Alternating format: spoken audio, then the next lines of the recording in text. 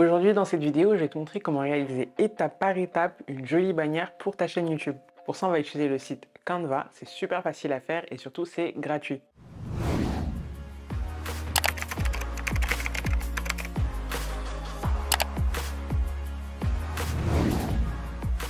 Hello, moi c'est Rita. Si tu es nouveau ici, bienvenue sur ma chaîne. Ici, tu trouveras plein de conseils, plein d'astuces, plein de tutoriels pour t'aider à améliorer et faire grandir ta chaîne YouTube. Donc si tu n'es pas déjà abonné, n'oublie pas de le faire. Alors la première chose qu'on va faire, c'est de se rendre sur le site de canva.com. C'est sur ce site en fait qu'on va créer notre bannière YouTube. Alors si tu ne connais pas Canva, t'inquiète pas, c'est très simple à utiliser. Tu as juste à créer un compte et bien entendu, c'est gratuit. Tu as aussi la possibilité de prendre une version pro qui te donnera accès à plus de fonctionnalités mais qui du coup sont payantes. Mais en tout cas, avec la version gratuite, tu as totalement la possibilité de créer ta bannière sans avoir à prendre la version pro. Donc la première étape de la création de notre bannière, c'est de créer un design. Donc tu as la possibilité de cliquer ici sur bannière YouTube et d'avoir en fait un design directement aux bonnes dimensions demandées par YouTube pour tout ce qui est bannière. Ou alors tu vas ici en haut à droite et tu cliques sur créer un design. Là tu vas pouvoir ajouter des dimensions personnalisées ou cliquer ici sur bannière YouTube. Si jamais tu ne le vois pas affiché, tu cliques sur dimensions personnalisées et tu mets ces dimensions-là. 2560 par 1440, c'est les dimensions que YouTube demande pour une bannière. Et tu vas cliquer sur créer un nouveau design. Donc là, on arrive sur un design totalement vierge. Si tu as besoin d'inspiration, tu peux rechercher des modèles de bannières en cliquant ici et taper bannière YouTube. Et Canva va te proposer toute une sélection de bannières YouTube que tu peux réutiliser et modifier. Si tu es sur la version gratuite, tu feras attention à ne pas utiliser les bannières avec ce petit logo parce que pour ces bannières-là, il faudra la version pro. Alors pour commencer ma bannière, en général, je préfère commencer par l'arrière-plan. Donc je vais choisir le fond de ma bannière, et je vais aller dans arrière-plan et je vais chercher un arrière-plan avec un dégradé de bleu. Donc c'est ce que je vais taper. Voilà, donc là j'ai trouvé le fond de ma bannière. La deuxième étape, ça va être en fait de limiter, de cadrer les bords de la bannière. Et pour ça, on va utiliser cette image. Alors cette image, elle est disponible en téléchargement. Dans la barre de description, je t'ai mis le lien pour accéder à cette image. Et en fait, on va tout simplement se servir de ça pour savoir exactement où placer les éléments de notre bannière. Donc le texte, la photo, etc. Donc assure-toi de remplir totalement l'image. Ensuite, tu vas aller dans Fichier, Paramètres d'affichage et activer les règles. Et là, tu vas venir descendre la petite réglette pour définir ta zone de bannière. Donc tu la places ici, la première. La deuxième, tu la places ici. La deuxième, on va aller la chercher sur le côté. Et la dernière, on va la placer ici.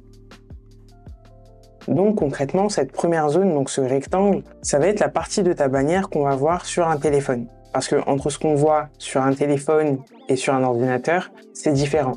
Sur un téléphone, cette zone va être limitée à là. Alors que sur un ordinateur, ta bannière se verra de là à ici.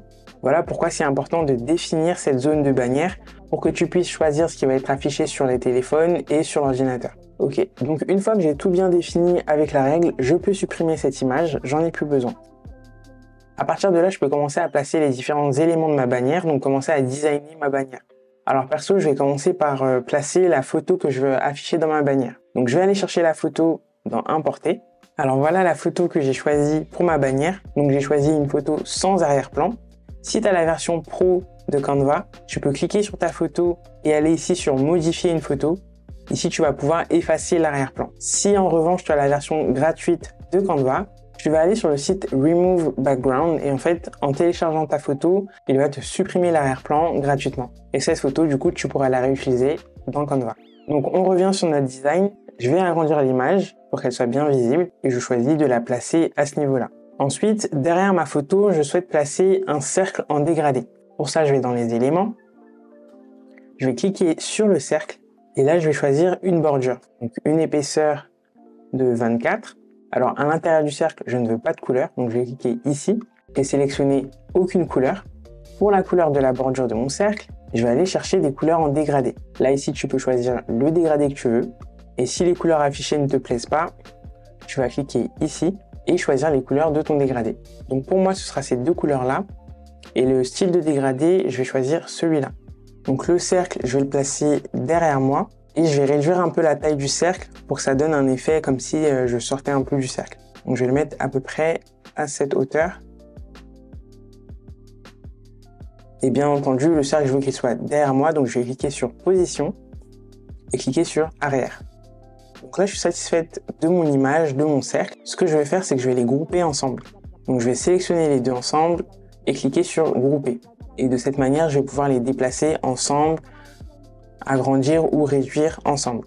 Voilà, donc là, j'ai l'image de ma bannière. La deuxième chose que je vais faire, c'est ajouter du texte. Donc je vais aller dans texte, cliquer sur ajouter un titre.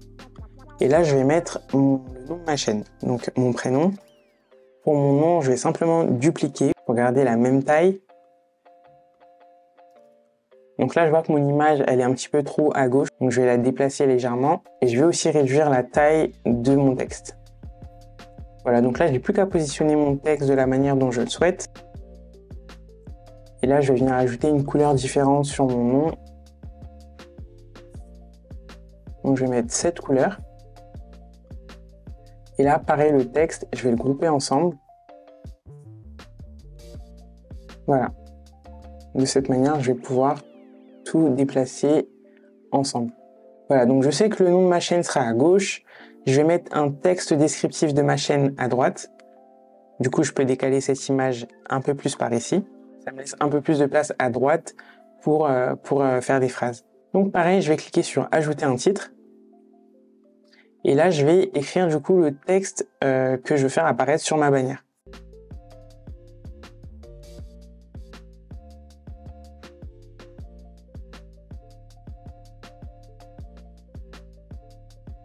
Donc voilà le texte qui va apparaître sur ma bannière. Donc pour ajouter un petit peu de peps à tout ça, je vais changer la couleur de quelques mots.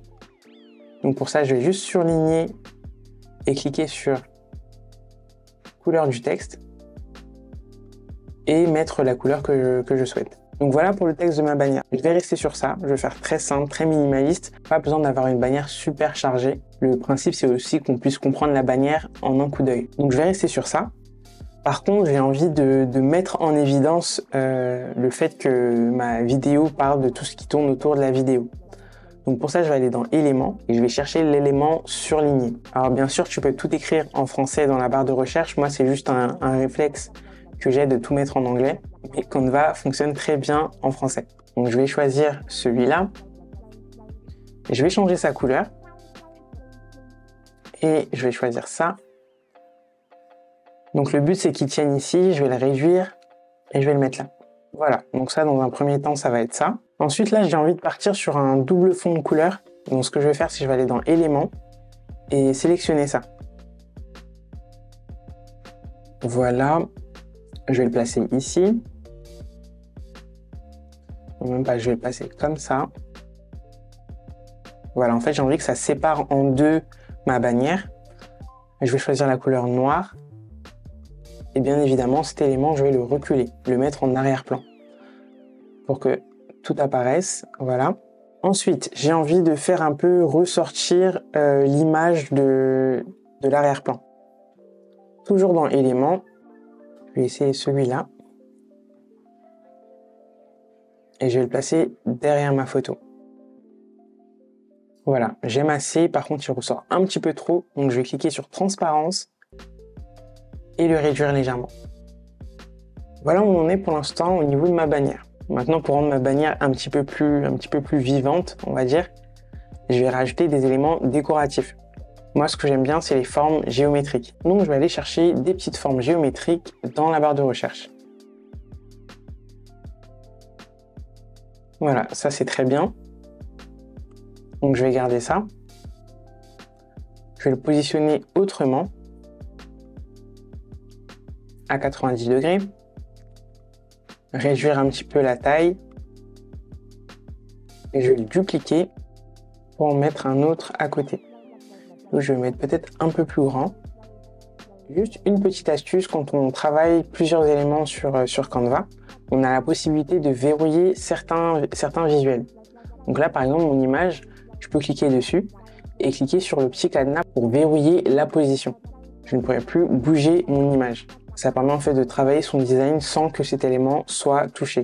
Autre astuce, ici le texte qui apparaît à droite, j'ai envie de le déplacer et d'augmenter la taille. Je vais sélectionner tous les éléments, mais avant ça, je vais cliquer sur l'élément noir derrière pour le verrouiller, parce que je ne veux pas qu'il bouge.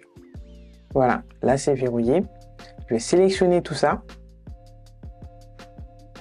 Et je vais pouvoir déplacer tout mon texte avec l'élément visuel en bas et également agrandir. Et voilà ce que ça donne. Donc je suis resté sur quelque chose de très minimaliste. Bien entendu, tu n'es pas obligé de faire comme moi, tu peux rajouter beaucoup d'éléments visuels. Enfin voilà, toutes les possibilités sont à la hauteur de ta créativité. Pour te donner un exemple, voilà un peu les déclinaisons que tu peux faire.